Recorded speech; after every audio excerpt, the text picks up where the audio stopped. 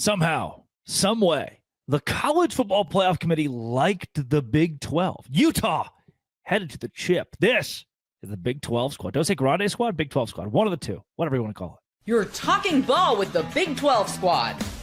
From Oklahoma State to Utah, from Kansas State to BYU, from Houston to Texas Tech, it's the local experts of the Locked On Podcast Network bringing you scoops, breakdowns, and the most comprehensive preview of the upcoming Big 12 weekend. Buckle up. It's the Big 12 squad, and we have a seat for you. No hurt feelings and thin skin allowed.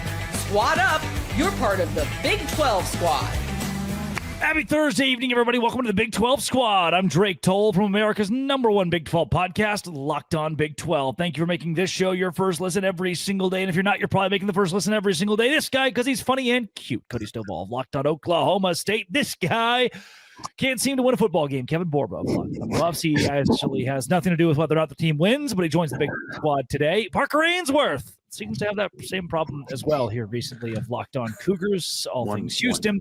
DARIAN GRAY, TCU has an outside shot at the college football playoff. So I'm being told right now he's the mouth of the South. He joins the Big 12 squad. And lest we forget, a man with 12 hairs. No, 13 hairs. In honor of the 13th ranking in the country, JT WORCESTER of Locked On Utes. Here's where we will start. If you hit subscribe, we can give our jobs. JT, Utah at 13. So if Texas Tech or BYU lose this weekend, they cannot move past 13, meaning the Big 12 conference next week will have 3 teams in the top 13. And Texas plays Georgia coming up. Oklahoma plays Alabama coming up. We're getting 3 in the college football playoff. Feels that way right now. This is a massive win for the Big 12. Can you be a little more excited, please? Can you be a little more excited? I just said it's a massive win for the Big 12. I'm ecstatic right now. I mean, for the committee to actually put Utah over Virginia, what a win, right? Like actually being willing to say, hey, this Virginia team barely squeezed by a terrible North Carolina team that a TCU from this conference absolutely demolished earlier this year. The ACC has not been impressive. I absolutely feel like Utah deserves to be in the top 15, and I'm glad the Big 12 got the representation they deserve with 2 teams in the top 10, and I respect the fact that the committee did not go by what the AP poll did. Big 12 fans should be ecstatic right now, even those of you who are a little lukewarm on Utah. I would say it's also great for you mentioned the ACC thing. The Georgia Tech fell that far, I think, is also important to the Big 12 conversations because, you know, they're just like Houston was last weekend. They just play a halfway normal football game. They're probably undefeated, Georgia Tech would be. And I think this tells us a lot about what they think of Georgia Tech's resume, even with just one loss. Who is Darth Vader breathing into the microphone? Like, I'm getting some serious Star Wars effects here. Is that Chris Level somewhere off camera? So is that the surprise? Before you wreck yourself. I like that point, though, that you made about Georgia Tech. Them being below Louisville and below Virginia shows that if you lose recently and lose to a bad team, we're going to punish you. It also makes me a little confused why Texas, with a bad loss to Florida, still gets to be above Utah. The most baffling of the top 12. And frankly, I feel like Texas is going to Texas it at some point, right? They almost gave it up against Vanderbilt. They lost a couple of bad teams in Florida and stuff like that. Like you mentioned Georgia, but I think they could just lose any given week. And they also play an A&M to end the season, right? So I think the thing with Texas, though, is like they have the win over Vanderbilt and Oklahoma. I think the bigger question about the Big 12 is how do we get 3 teams in? Because BYU and Texas Tech play this week. I don't know if you guys have heard College Game Day is going there. And that's kind of could be an elimination game for Texas Tech. Do we not think that? Like, I don't think so. After what we saw from Utah, again, they would not rank Texas Tech below Utah. So Tech at the lowest would be 12th, which is a spot away from the college football playoff. Yeah, I think you need Notre Dame to lose. I think that's probably the way being 12th isn't good, though, because like Texas was 12th and they're the first team out. Correct, but Texas and Oklahoma both play Georgia and Alabama coming up. So they're going to be out. We're going to shift in. And given that scenario, there's a way, this is maybe the best case of the Big 12, where like BYU beats Tech. They play the Big 12 championship against Darian's TCU team. Let's talk about it. TCU wins that game. TCU wins that game. They're in. BYU can't be left out. Texas Tech can't be left out. And then Utah is still sitting there at number 11 because these SEC teams and Big Ten teams are going to lose to one another down the stretch. It seems like the best place to be in any conference is like the 3rd best team in the conference because you don't have to play the conference championship game and you're still like good enough to be like, okay, well, we have to put them in the playoff, right? That feels like the spot to be, like the Ole Miss spot, if you will. Or Ole Miss, like a Georgia's right there too. Oregon's there in the Big Ten, and Utah's in that spot right now. So if Utah can continue to dominate some of the teams that like continue to dominate the way they have, they will be in this because, like we talked about, like some of these teams, they're just going to knock each other off. So Utah's in a good spot right now, and I do think that even with a loss this week, Tech is still in a nice spot, especially if they can get into the Big 12 title game to still make the college football playoff. With those losses only being to good teams. 10-2 Oregon or 10-2 Utah. Who do you take? My thing about the Tech losing is it does feel contingent on them making and winning the Big 12 championship. So I don't know how good of a position that feels to me. Like if you are now put in a section where you must win against BYU in the title game again, that doesn't feel so favorable because I don't think a 2-loss Texas Tech who has lost to who was the first loss for that Tech? Arizona State. This brings the SMU thing back up again, though. They're not supposed to give you any discredit for losing in a championship game. So they said about SMU. Unless it's a third loss, though. That's a little different. But my thing is, okay, does the 2-loss Texas Tech make the college football playoffs if they don't make the championship game? I think they have a chance depending on what else happens. Christian hit the nail on the head earlier saying we need Notre Dame to lose. Pitt is playing better football right now. Go Oregon. Can I ask a question about Oregon? They finished the year with USC and Washington, so that may be a moot point. They beat teams by a lot of points when they beat them, except for Penn State. Their best win's Penn State, though, and that's not even a good Penn State win. Fired their coach because they had a bad year. Like it looked good in the whiteout, but it's not as good of a win as it once was looked at before. Exactly. James so was fired. They hang a bunch of points on these teams they're supposed to beat, but who have they really beaten?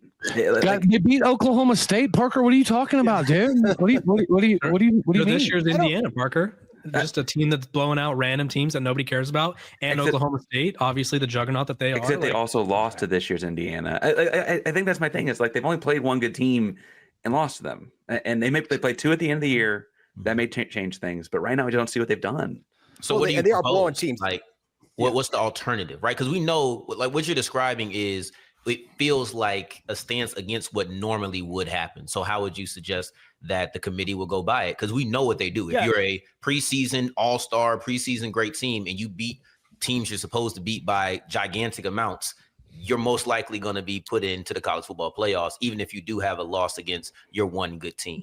Usually that's the case. What I think the committee proved this year is that they want to veer from that via putting Texas Tech above Oregon. This is a different committee. Like we haven't seen, in my mind, Oregon no doubt would be above BYU, would be above Texas Tech in these rankings. The fact that they were not shows me this committee is doing it a little bit differently. And if that precedent is set right now with this year's version of the committee, then I think what we're going to see is that if Oregon loses to Washington, let's say, and Notre Dame loses to Pitt, and Texas loses to Georgia, and Alabama goes on to beat Oklahoma, those are 4 teams in or ahead of us that they all get bumped out if the Big 12 continues to win with, say, 1 loss BYU, 1 loss Texas Tech, and we already know the committee likes 2-loss Utah. We're in a much better spot than we could be. Sans the whole Cincinnati deal, like them getting left out sucked. But yes, Parker? I think the story there is actually that like Indiana is kind of the example of what would happen with Oregon, right? Because Indiana was in the college football playoff last year and came in, and like if you look at their schedule, their good wins are Iowa, which was on the road, I guess they weren't ranked or whatever, and then Oregon themselves, like that's their 2 big wins, and it's not like there's a whole lot of those. That's kind of just the inverse if Oregon had won that game. Yeah, and that's what I'm looking at here. It's actually like we're seeing that the committee says, okay, the second place of those 2 is falling all the way back to 9. I think that tells us something about that as well. Like I just it's an interesting problem because I don't know what to make of Oregon. Can I give you this? They have the new metric, the strength of record, or whatever they call it, the record strength, whereas like you could beat a lot of teams by a lot, but if you're playing the Citadel and Oklahoma State, no offense, Cody, I'm sorry, Colorado every week, like doesn't matter, right? Doesn't matter if you're blowing these bad teams out. And so I think it's kind of nice to see them like actually please from the Loyal Cougars podcast, Tosh McIntosh, everyone. We're done. Wow. Happy to be here. Big day for the Big 12. Hello, Tosh. I don't know. We couldn't get Jake Hatch, so I just grabbed Tosh. All the Cougars we can find. All the Cougars we can find. Yeah, I mean, all right. Coming up, the next segment of the Big 12 squad. Tosh, shut up for a second. We're about to come right back to you, I guess. This is the Big 12 squad. Tosh is here. Why not? I get to make the rules. Today's show is brought to you by Supply House. Supply House is exactly where I go to tell you that Tosh McIntosh being on the show is brought to you by Supply House, I guess. I don't know. Hopefully that's not a conflict of interest for you, Tosh. The Supply House is exactly where I go as a new first-time homeowner to get HVAC, plumbing, electrical items for most trusted brands in the business. Their real-time inventory and honest lead times keep you from punting projects, while their industry-leading customer service always has your blindside cover. Need parts for a fast project? Supply House. Next day delivery. Talk about a game changer. My favorite part is the Trade Master program. Today, you can join it and score serious perks like priority shipping, lower prices, dedicated support line. Visit supplyhouse.com. To sign up for free, use promo code SHCollege5 for 5% off your first order. Supplyhouse.com. Real people, real service, all of that and more with Supply House. Okay, so a little context here. I accidentally sent the Big 12 squad link to a group chat with a bunch of BYU guys in it. Nice. So they're all about to show up randomly? Yeah, I mean, Tosh took me up on it. Tosh, you, Jay Cash is stuck in traffic. You get to play BYU here for us. The Cougars are number 7 in the country above Oregon. So my audio on listening to you guys is bad. I don't know how well you can hear me, but actually perfect. Yeah, I'm happy to stand in. I'm happy to stand in for Jake. Feel honored, and what a big day for the Big 12 and the Cougars. Like, I feel like it is the right ranking, but I'm shocked that the selection committee did the right thing and put BYU where they did and all 3 Big 12 teams where they did. Like, who would have guessed? Guys, am I the only one that feels like this might be a little bit of smoke and mirrors? Like the committee's putting the Big 12 on a pedestal for this ranking just to knock it back down as the season progresses, because they really liked Florida State at one point in time until they didn't, and then they had to manufacture a reason for them not to, take. This sets up a perfect shot. They didn't have to go that far. And I'm feeling beer. I've got a different doomsday scenario actually that makes me worried. It sets up a perfect shot to move Utah down, though, because you're on a bye. So it makes a perfect idea to be like, let's give you a good idea. Let's sit you up here for a minute, and then we'll have a couple people jump before you blow out Kansas State probably the week after. Also, anyone else shocked that Jeff Long is still on the playoff committee? Hasn't he committed like war crimes in the Middle East? Why? How is Jeff Long still here? I thought we got rid of that guy a long time ago. Kansas athletic director Jeff Long, by the way.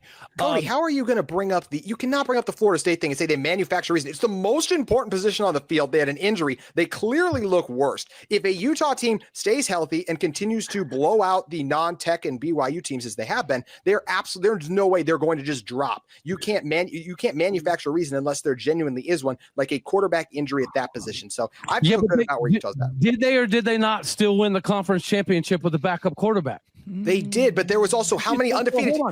There was all those undefeated teams. Well, consider we've also moved to 12 now. We're at 12 teams now. So it becomes a little bit of a move. Florida State would got in. They would have still been in the top 12. I'll also say that I think manufactured a reason is a bit aggressive. Like, did they find a reason? Yes, but I can't remember. I think it was Borba who said it wasn't like it was a hard reason to find. Their staff fell off a cliff without Travis. This is an aggressive podcast here, and that's the way we roll, man. You know what? All right, TCU's making the college football playoffs. There we go. Since we're getting aggressive, we're going to go run the table. No, don't stop. Realistic. Hold on. No, Darian's right. There is a scenario in which TCU, they've got a pretty decent path to make the Big 12 title. You win that, you're in the playoff. So it's tough out there. The thing about TCU and trying to make the playoffs is, I spoke about this earlier, is I feel like TCU has so much talent, they just never can put it together. Right? Jake Hatch. Hey, Tosh McIntosh is here, Jake. I just thought you should know. Hey, Tosh, what's up, man? We got 4 locked on Cougars on. This is awesome. All the BYU guys. Jake, how you doing? Yeah, I mean, BYU's the highest ranked, so we got 2 reps today. But I'm going to hop off here in a second and let Jake have all the spotlight. But what I will say is, last year, I felt like the committee was sending a message with its first rankings that, hey, we're only letting 1 Big 12 team in. And then that's what happened in the end. I feel like this year, the selection committee was sending a message to the ACC, hey, you're only getting 1 in. They sent a message that, hey, the Big 12 is going to get multiple, and I'm all for it. Well, everybody give it up, Tosh McIntosh. Sure. Yeah, great job, sir. Great job. Great. There he goes. We can get to that point, but Darian, I do want to let you finish that out. TCU still has, in a similar way to Arizona State, a path to the college football playoff. Yeah, I think the 2-loss team in the Big 12 is so fascinating because as you go through the schedules, let's say TCU runs the table. And one of the things that I was speaking about on my show earlier this week is the idea that TCU actually has a pretty complete team. They just don't put it together enough, right? Like Borbasard, they struggled in the first quarter versus Colorado, or struggling at the end versus Baylor and nearly allowing that comeback, or losing to Arizona State because you couldn't close the game. But TCU has the talent to be able to compete. So if they were to run the table, that would mean they would have a win against UH. Parker's out. That's a 3-loss team. Boom, you get them out the way. You have a win against BYU, which if BYU loses to Tech and they lose to TCU, that's a 2-loss team that you would have the tiebreaker over. Yeah. You got a win against Cincinnati, which would then push them down to 2 losses. We speak about these closing months, these last couple of games for a lot of teams. When it comes to TCU, they don't technically control their own destiny because there's still other pieces they need, but they do have a lot of control over their destiny where they can face teams and knock off teams that are above them and make the conversation a whole lot more interesting as we wind down. So the 2-loss team is very interesting. I'm just the representative of one of them, so I'm going to speak about my team. But man, the 2-loss team in the Big 12 is fascinating to me with all of the pivotal matchups that we'll see.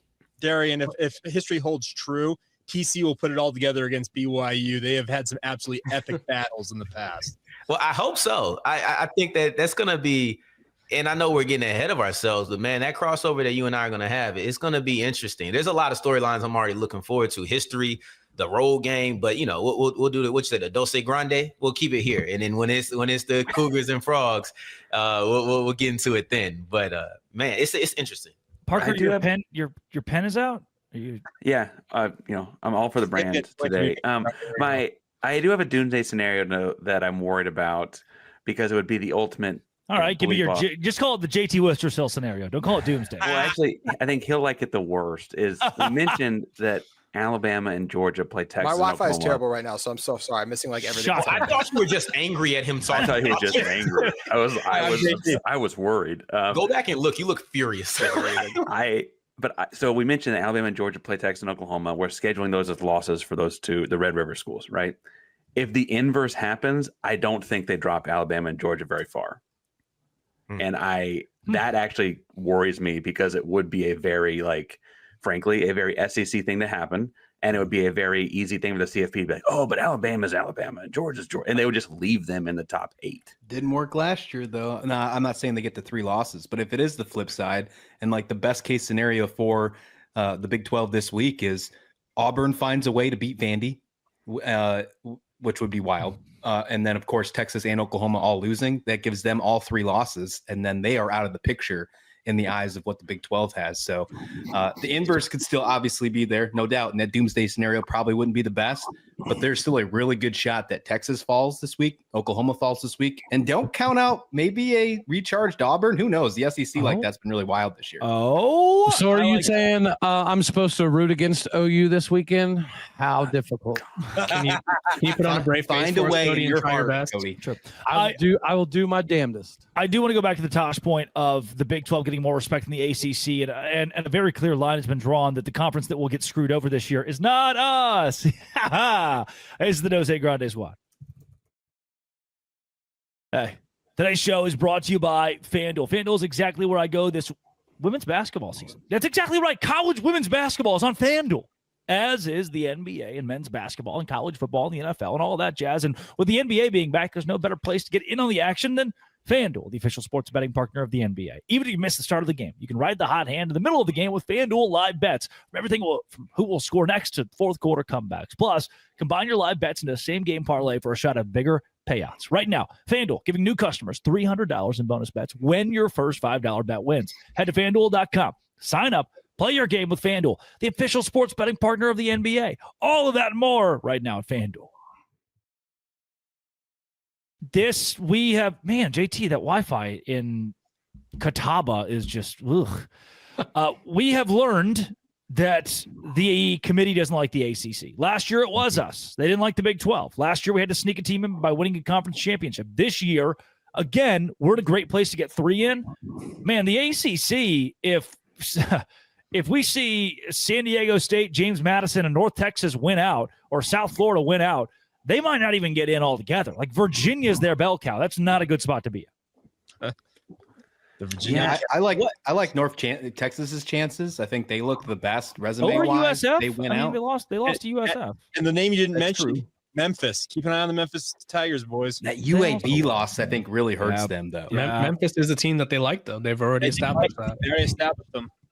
But I mean, Virginia, they have like a pretty easy path, but they're also Virginia. Like they've kind of just limped to this point where they beat Washington State by 2. They beat the Fighting Bill Belichick's by 1. They beat Cal by 10. Like, I don't think there's a chance that they finish this season unscathed. Same thing with Notre Dame to go back. They're ACC adjacent, sorry. But, like, I just feel like they don't finish the season unscathed as well. But Virginia's got a much... do to get 10?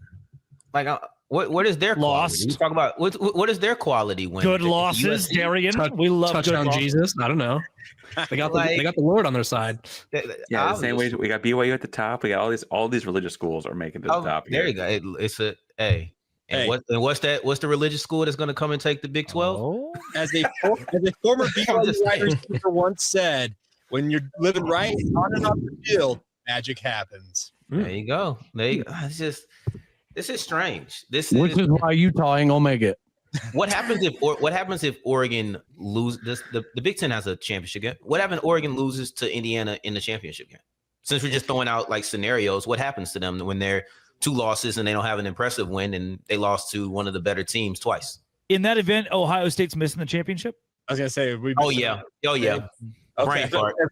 So are they going to drop 2 games in the next 2 weeks or something like that? No. Yeah. What do you know? Okay, but they don't beat Michigan. But Ohio State, Michigan, they don't beat Michigan anymore, right? That's just a thing that Day doesn't do anymore, right? Oh, true. Yeah. I mean, us Texas guys got to stick together, Parker. That's what I was trying to say. For the Big Ten, the Big 12 should want just like Indiana and Ohio State to sort of handle business, because like if you let USC or Oregon or Iowa, it's not going to happen, but Iowa, if you let any of these teams sort of like scoot up to the top and like make things more complicated in the Big Ten, I think that's when we'll start to see the ripple effects in the Big 12. So you need the Big Ten to handle business. The SEC is going to cannibalize itself, and the Big 12 just sort of has to not Big 12 and like totally implode with like, say, Texas Tech losing multiple games and BYU losing a couple of games here and there. Like, just has to handle business, which is easier said than done for the Big 12. Since we're talking about the Big Ten, JT, that means you're up. Especially this conference. What would happen if the ACC did fall out completely, though? Because like there is an actual path here. So because you'd have Big 10, SEC, Big 12, at least one group of 5. No, 2 group of 5. You have to have 5 conference champions. Yep. American and Mountain West would probably be the most likely situation there. Yeah. So you're telling me American former Colorado offensive coordinator Sean Lewis might be in the playoffs? Yes. San Diego State, baby. Aztec fast, baby. Yeah, they've changed it up. No, honestly though, what changes though? Like what would realignment do? Or what would they talk about when it comes to college football playoff expansion this offseason? What does that do? Florida State are hitting the ejector button immediately. 100%. Does that buyout make a little bit more sweeter in the offseason this year if the ACC misses the playoffs completely? If the ACC doesn't get anybody in, will Utah be in the ACC next year? Hey, can we also consider this? In my reflection over the course of the last hour or so, this is releasing on Thursday. We're recording right after the announcement of the playoff committee. A 1-loss ACC team that was number 7 in the AP poll is 4 spots behind a 2-loss Big 12 Utah. That is incredible. That is something we never expected. I thought that Utah would be 17th and Georgia Tech would be 13th. And it's the inverse. So, Drake, the thing is, you look at Georgia Tech's strength of schedule, which is a strength of record, I should say, in terms of what they're considering in the committee. They're 84th. That's why they're down. So they are way. The committee is also paying attention to the fact that they should have lost the game against Wake Forest. And they're talking about eyeball tests in addition to metrics, and I appreciate that. You keep winning, you're going to keep moving up in these rankings. It sure looks that way, at least on this initial ranking list. Also, we can't give the ACC a pass for Virginia losing to NC State, but it not counting as a conference game. Just can't count it. Just can't give them a pass for that. Is that their only loss? Why is NC? I love that NC State's just the world beater. This is hilarious. NC State is like wrecking shop for everybody. Also, NC so let's State, consider, dark horse, future Big 12 school, doing our work for us. For us last year, when Iowa State and Arizona State were at the top of the Big 12, we were all pointing, like the ACC was pointing and laughing at our conference for not having a power team at the top of the league. This year, we're pointing and laughing that their representative is Virginia. That's bad. Like they are represented by Virginia and Louisville and Georgia Tech. The team just lost NC State. The ACC is in the same position we were last year. Yeah, they have more teams ranked in the top 25 right now. But I don't need anybody ranked from 14 to 25. I don't give a rat's ass about those spots. If we have 3 teams in the top 15, it gives still a better opportunity for a TCU to get a marquee win, for a Kansas State to home wreck, for a Houston to come back in the conversation. Jake, I know I showed up. I know I showed up late. Did we talk about the point of Mac Rhodes sliding in the fact that they helped ESPN out by ranking BYU and Texas Tech 7 and 8 to juice up College Game Day a little bit? Did you guys hear that? Not hear that. Yeah, so take it. Yeah, so I just saw him relentlessly winking at the camera. I could appreciate a Big 12 80, and you know him well, Drake Toll. Just sliding that in there and saying, "Hey, you're welcome, ESPN." Yeah, Mac and I are good buddies. Mac, we've watched I know you got. We've watched SEC games get propped up precisely like this. So I'm not gonna lie, it's kind of cool being on the beneficiary side. I love it. I love the fact that we have a Big 12 sitting AD as the lead chair in that room. Look, And Jeff Long was the first ever. JT crap. That's my only contribution today, is giving JT a hard time. I do hope that Utah gets in because I think that would be a massive moment for the Big 12. And I think that Utah is good enough that all 3 Big 12 teams could legitimately have the possibility of getting a W if they do get in. Hey, JT. What's better for Utah, a BYU or a Texas Tech win on Saturday? For Utah? Not for Big 12 championship considerations, That's a but good for question. playoff considerations. That's a good question. It's more likely to have BYU. BYU wins better, I believe.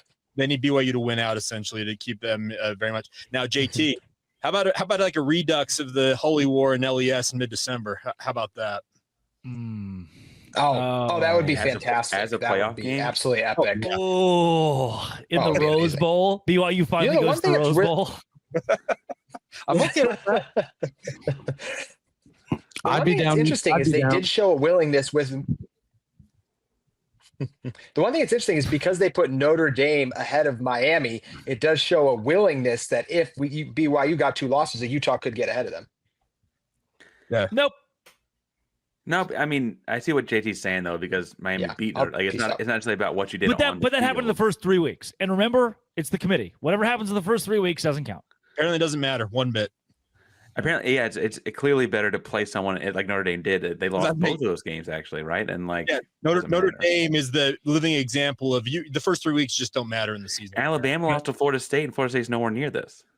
They talked about the Notre Dame losses, and I had never heard like that was SEC level propaganda of like they were such good losses though. It was the final play, and then it was like almost the final play on the other one. Like I was like, dude, you're making it seem like they won the Super Bowl, but they lost twice, and it was close. Sure, but they were almost there, man. They were almost there. I mean, a couple more concessions, and maybe they get it. I don't know. Good losses should mean nothing without being accompanied by good wins. Like I can let you get the good loss argument off because they were good. I mean, I know they were good losses, but what are the good wins? Like the best thing on your resume can't be we were almost there. You got hypothetical wins, Darian. How do we feel about those hypothetical wins? Ooh, if they played this, if the game was another minute, if you would have, I don't know. Locked on SEC squad loves their hypothetical wins. The transitive property is a big thing in the SEC, man. Come on now. True.